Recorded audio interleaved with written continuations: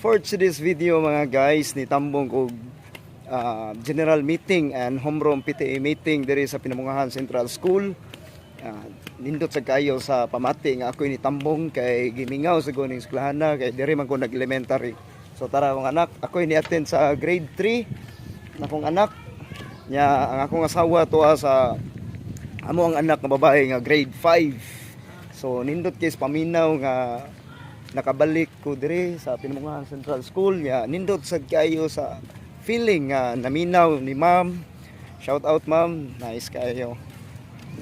Nindot kayo sa feeling nga ako ni tambong no kay at least na follow up gid nako pod ang performance akong anak.